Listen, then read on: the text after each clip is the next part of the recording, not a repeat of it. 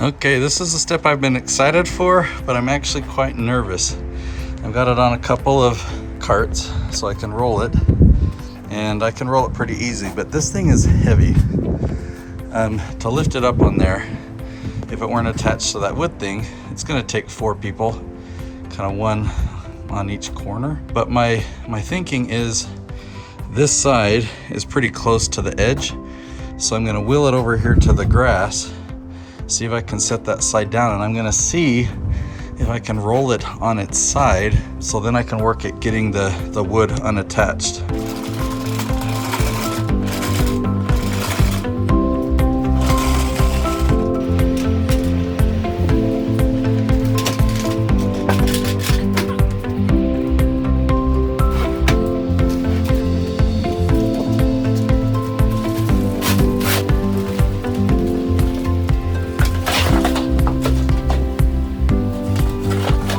Well, that part doesn't look so good, but actually this part does.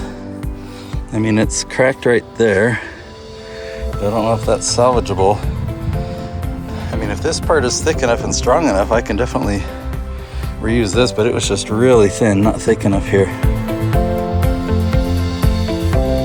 All right, so we're just checking to see the strength, and you can see how it's just not as strong. The mixture that I did of the perlite and cement, I guess I needed higher percentage of cement here. So where I could probably reuse a big portion of it, just the fact that it's crumbling, I don't want that. I want this pizza oven to last forever. I want it to be bomb-proof like that part. Wow, like there's like... All right. Well, maybe we could repurpose this as a doghouse. Yeah. I think that'd be the most dangerous doghouse. I'm actually excited to use the new workbench that Brendan built. So watch what I'm gonna do. So I'm gonna try and cut this rivet thing off so that I'll be able to use the caster thing with a board in there, like I saw on another YouTube video. Well, you may be wondering what I'm making here and what I'm using this caster wheel for. Well, as I was researching another way to make the pizza dome, I saw this video and I saw this device he created that you could move along with the bricks as you're making the arch. So that's what I'm making. I'll go through a blade or two though. Oh wow, more than halfway through. So yeah, I'm quite a ways through there. Just keep doing what I was doing.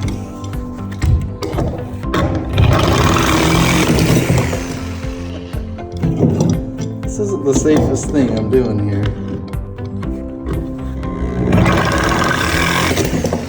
Close. It's so close.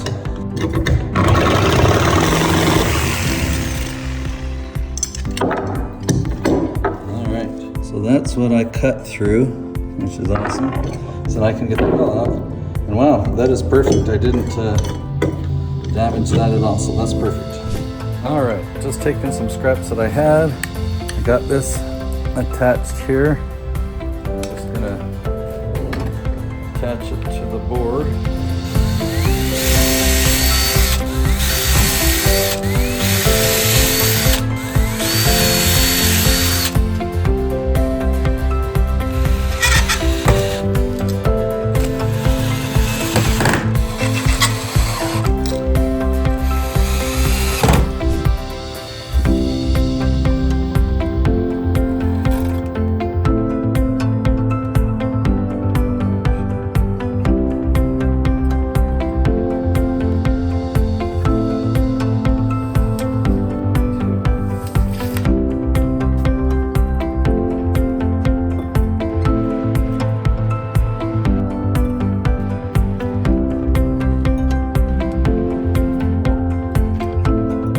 Okay, so I'm just trying to find where the center is and how far I want it to go.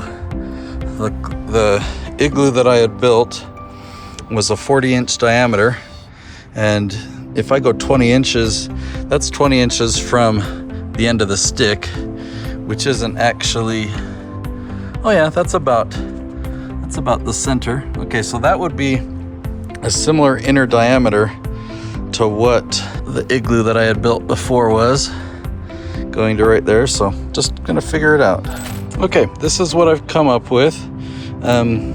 This line right here is the official line. It's going to be between 20 and 21 inches from center. And how I got that distance was the distance from here to here.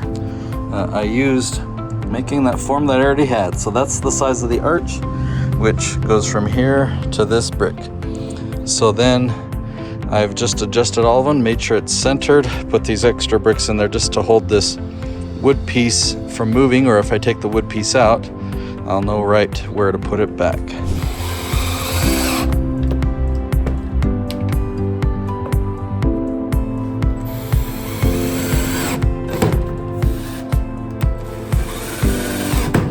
Ooh. So each brick will fit just like that, no matter what height. Ooh. Okay, something else is it's got a lot more sides than an octagon. Maybe a 16-agon, but I'm actually gonna do more than that. The video I watched online that taught me how to make this jig cut the blocks in half. So I'm gonna have like a 32-agon.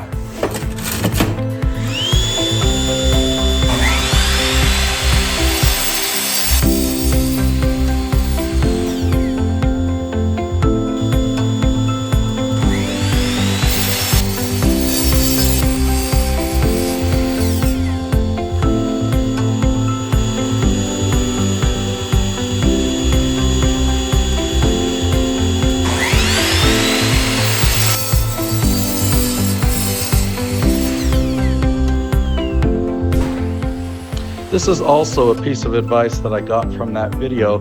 As the dome gets higher and higher and the bricks are on more of an angle, I can't just hold them with one tool and wait for it to dry. So I'm creating these sticks that will be able to hold them in place temporarily.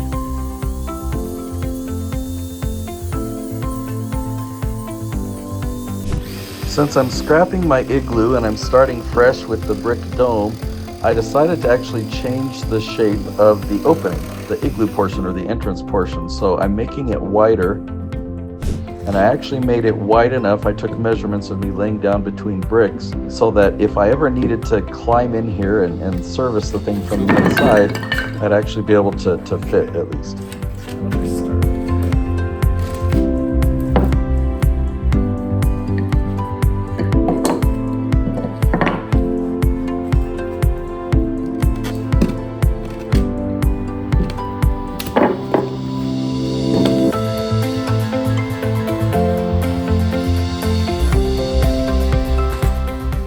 So as you can see, I was having some struggles, but I think I finally figured it out. I'm going to add some screws first, and the bricks just happen to be a really good height that I can put in between here and get the first few cross boards in place.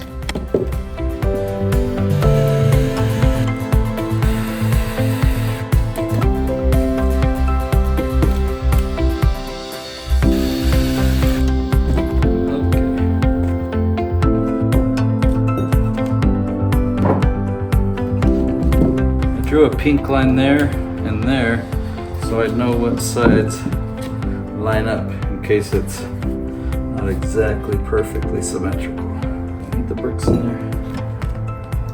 Oh, I need to put the screws in first.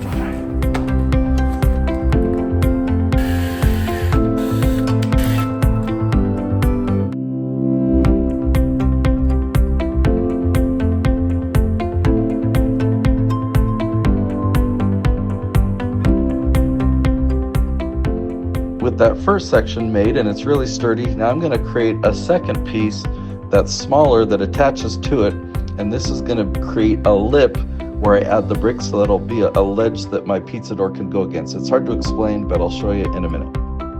Okay, I've got the two positioned on top of each other. I'm really happy with this. And I'm just going to put in some screws to connect the two.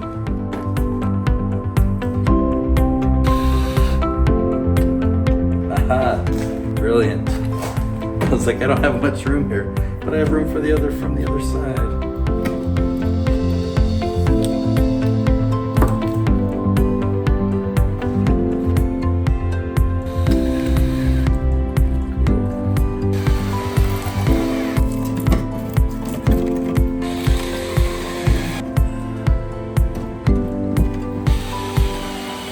Okay, so on the left is version 1, rebuilt though, after my igloo collapsed. And on the right is version 2, so you can see I just wanted to make it a little bit wider and slightly taller. The reason for the 2 different forms, this is gonna be on the inside, and then this is the entrance to the pizza oven, and I'll be able to put a door up against the bricks that go right along here. All right, so just excited about this, so I'm just gonna show you. So these bricks cut in half, you're gonna go and notice how they slide in there, and so as they go around, there'll be an edge right there, so when I put the door inside, it'll sit up against it. After making this form, I was pretty excited to actually start making the arch. I'm only going to focus on the inner arch, but that's what you see me starting here.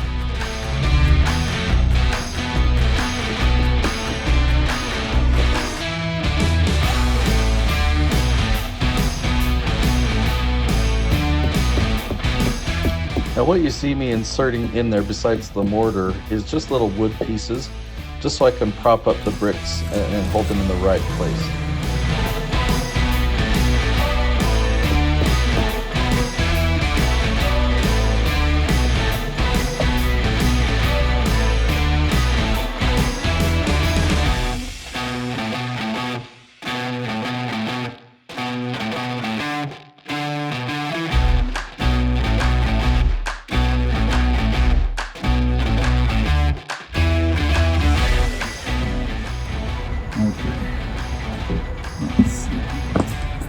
A little bit more narrow at the bottom, but this will do.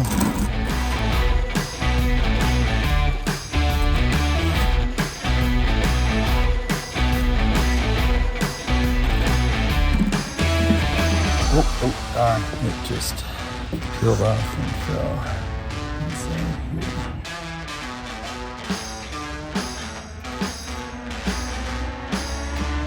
None fell inside that I know of. Nope. If you don't soak the bricks, that happens even more often. Like this, the mortar just doesn't even stick to them.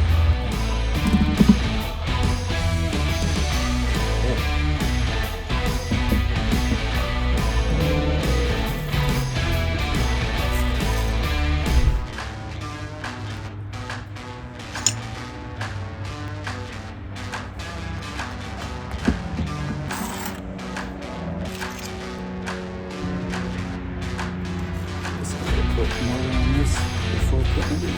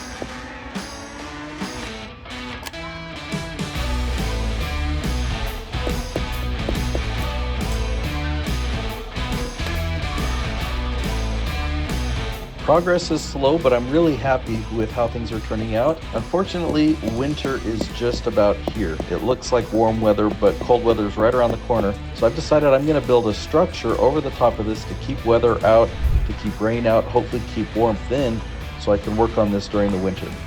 I will see you in the next episode.